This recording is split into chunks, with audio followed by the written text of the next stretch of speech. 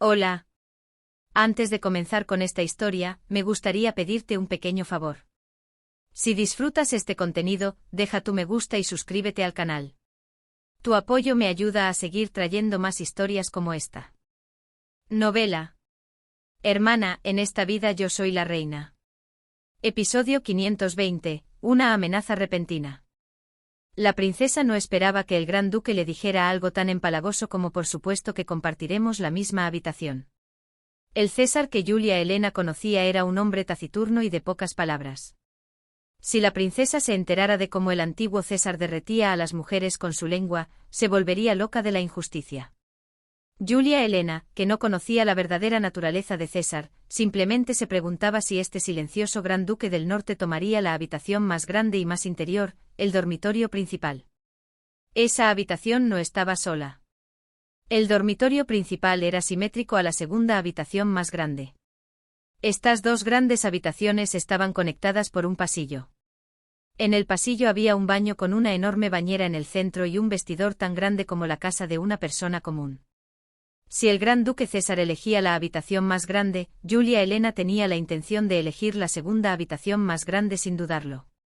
Entonces se encontrarían al elegir ropa o maquillarse en el vestidor y vergonzosamente, incluso podrían encontrarse en la bañera. No debo dejar volar demasiado mi imaginación.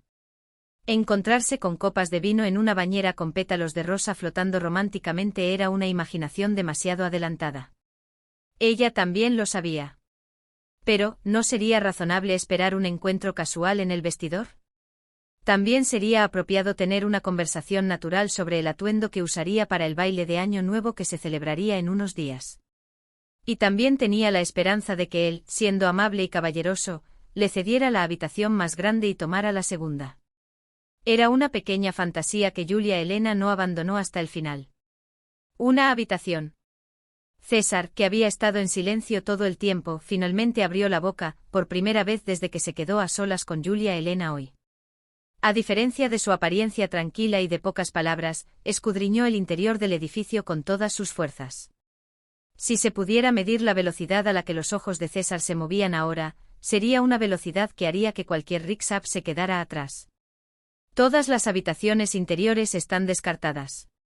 No quería ni imaginar tener que cruzar el espacio común cada vez que salía.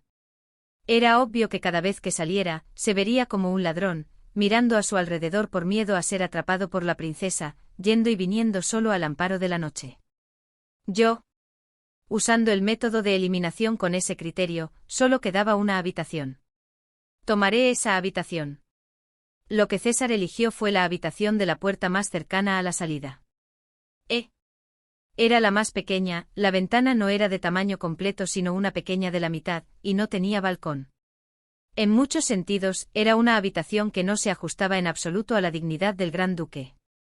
Julia Helena hizo un ruido extraño y luego se tapó la boca con ambas manos. Se avergonzó de sí misma por haber gritado como un pato graznando. Esa era la habitación que quería darle a Irene. Y entonces ella gritó de emoción de nuevo. ¿Qué? César se sobresaltó y dio un paso atrás.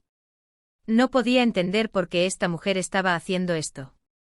Gran duque, ¿sabe que esto es lo más largo que me ha dicho hoy? Ella saltó en su lugar. «Kia» es la primera frase que dice el gran duque. César pensó que se había convertido en un recién nacido. Su madre era un poco extraña, pero había una o dos cosas extrañas en esta situación. Si hablaba en oraciones o se movía un poco, recibía una reacción exagerada, como si un bebé recién nacido hubiera hecho un gesto.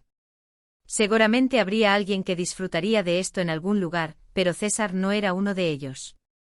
Había conocido a demasiadas mujeres que intentaban llamar su atención con actos extraños. En cambio, se volvió aún más reacio. César volvió a cerrar la boca como una concha y trató de volver a su práctica de silencio. Pero esa era una defensa que ya había sido desmantelada. Pero, ¿está realmente bien con esa habitación? Julia Helena, que había logrado sacar una frase de la boca de César, no le permitió volver a quedarse en silencio. Ni siquiera cabe una cama grande, ¿y usted no usa una cama grande, gran duque? ¿Cama? ¿Por qué sacó el tema de la cama? César se asustó por dentro. Si no estuviera tratando desesperadamente de parecer tranquilo, se habría cubierto el cuerpo con ambas manos. Sin embargo, Julia Elena, que no notó la agitación de César en absoluto, parloteó sin parar. Había logrado encerrarlo en el mismo espacio que ella. Entonces el resto fue pan comido.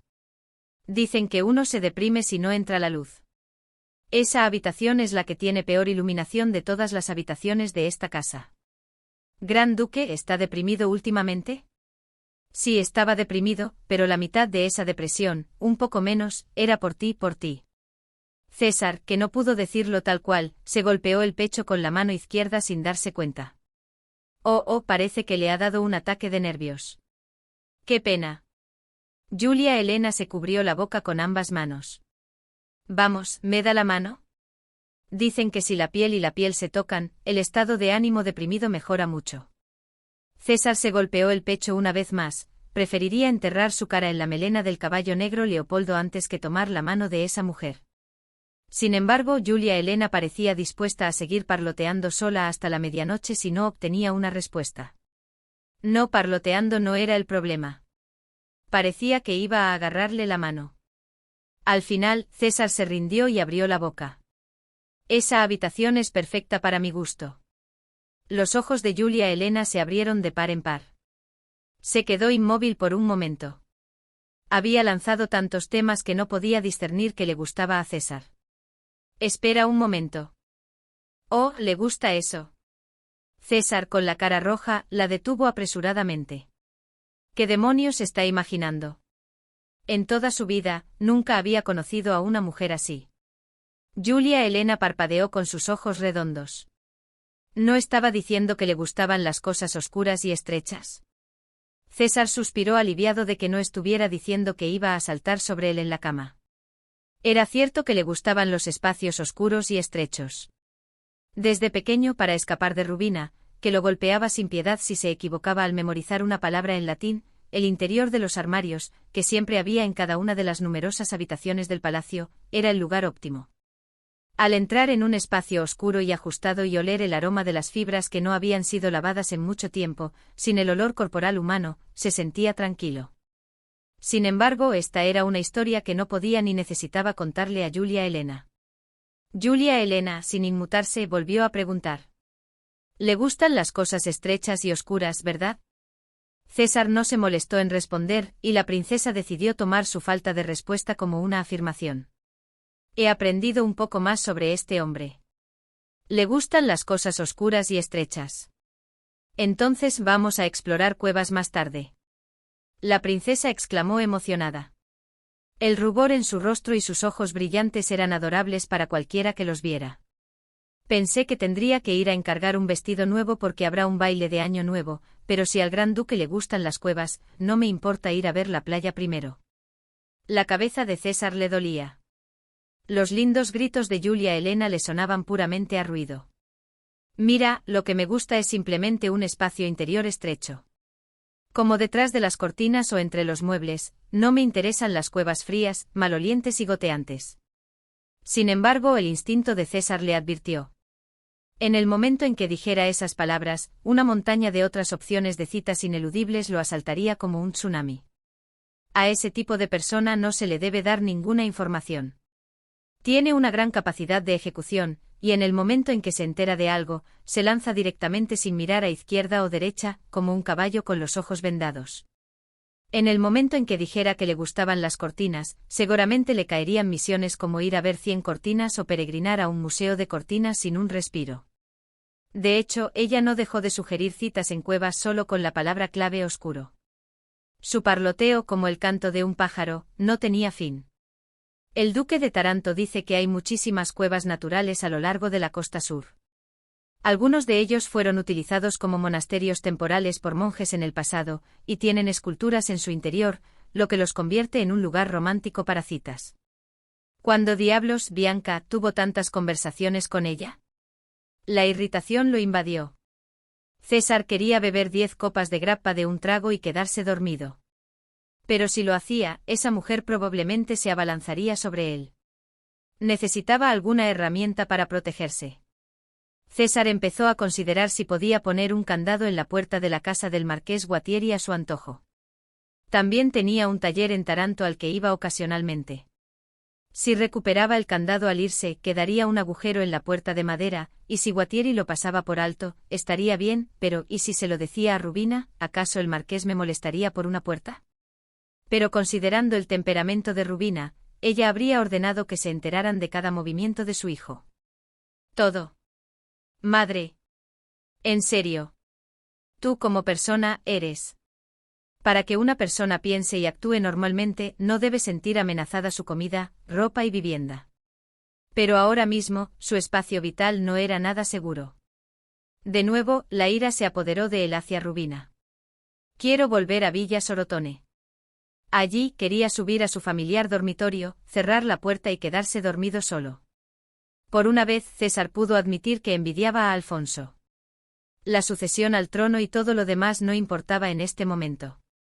El mero hecho de que Alfonso permaneciera en San Carlo lo convertía en el ganador.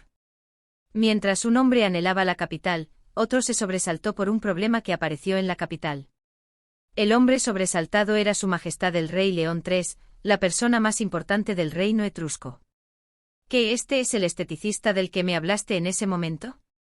La guardia de la capital cumplió su tarea de manera excelente.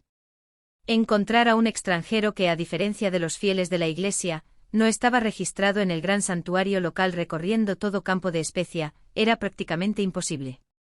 Sin embargo, la guardia encontró a Agosto 3 días después de colgar el aviso. En realidad, no fue por la competencia de la guardia, sino porque Agosto se presentó por su propia voluntad en el cuartel general de la guardia. Porque ya terminé con los demás asuntos. Agosto no necesitaba mucho. Lo que deseaba no eran los lujos del mundo secular. Sin embargo, la familia del conde Contarini no le había pagado ni un céntimo a Agosto durante más de un año. Vivir sin un céntimo era incómodo de muchas maneras, incluso para Agosto, a quien no le interesaba la posesión. Mientras estaba separado de Isabella, ganó algo de dinero utilizando una de sus habilidades. Para él era una miseria, pero era una cantidad que haría que cualquier plebeyo etrusco dudara de sus oídos si la escuchaba. De todos modos, a Agosto, que había terminado su trabajo a medias, le llegó la llamada de Isabella en ese momento. Inmediatamente se presentó en la guardia. La guardia, que había recibido las instrucciones urgentes del rey, inmediatamente consiguió el caballo más rápido y lo puso en el camino hacia Taranto. Agosto, sano y salvo, no corrió día y noche, sino que corrió moderadamente, y aún así llegó a Taranto antes que la lenta procesión de carruajes del rey, escoltado por la guardia. Así que, tan pronto como León III llegó al palacio de verano de Taranto, conoció a un esteticista moro robusto, joven y lleno de masculinidad. Nunca dijo que fuera un hombre, ¿verdad?